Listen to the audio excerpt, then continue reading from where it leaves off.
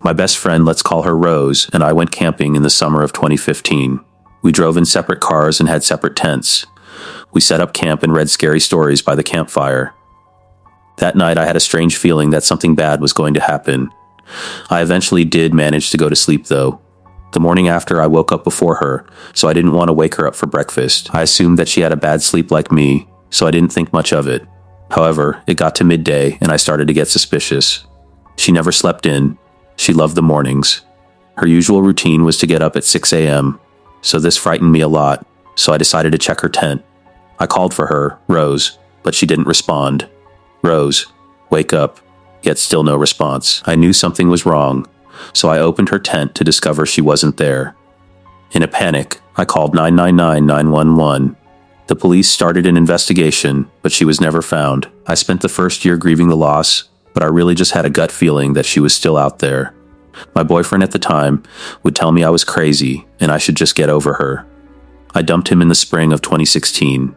It's now 2026, and she's been gone for over a year now. But back then, we always used to email each other as if it was a text. It was just like a running joke between us. It never really meant anything. I don't use that email anymore, but I'm still logged in. She's the only person who has that email. I never logged into anything on there, so I never really got spam. I'd get the occasional spam mail, but not much. Maybe like a couple per month, so nothing too crazy. On February 13th of this year, her birthday, and it was Friday the 13th, I got an email on the account I hadn't used in a decade. I opened it to discover pictures of the front of my old apartment complex that I lived in until 2018. I moved out, and I'm now living in a house down the road from the complex. I went into the image's metadata to see when it was taken, February 14th, 2026.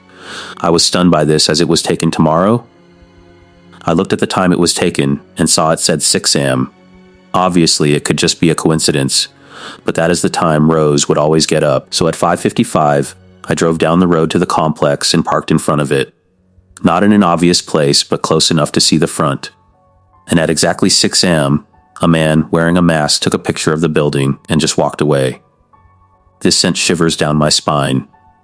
So I did what any curious person would do and went to ask the man to show me the photo. He looked at me for a sec before showing me, and as I imagined, it was the exact same photo as the one sent to me the night before.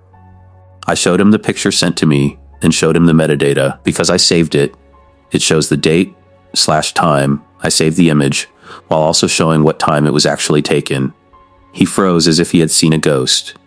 He gave me a note to a bar around the corner, so we could speak about the experience.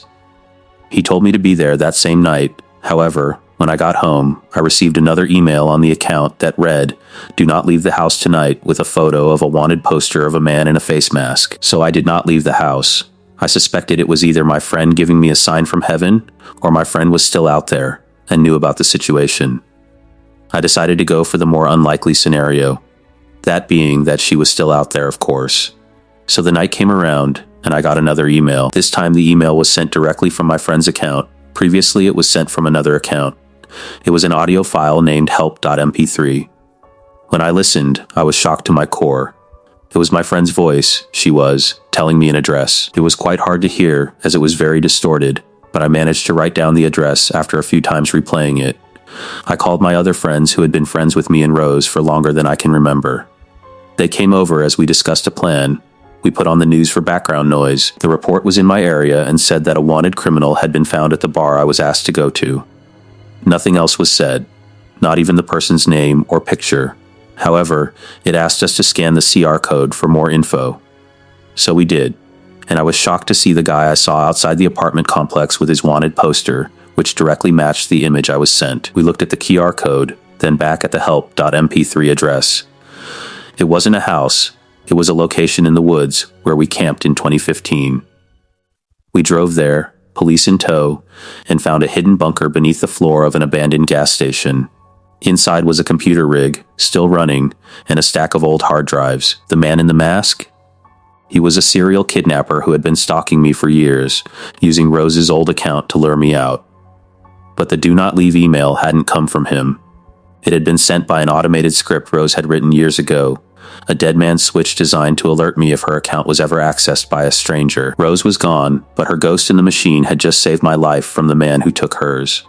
I'm writing this from a hotel room. I just got a notification. My front door smart lock was opened at 6:00 a.m.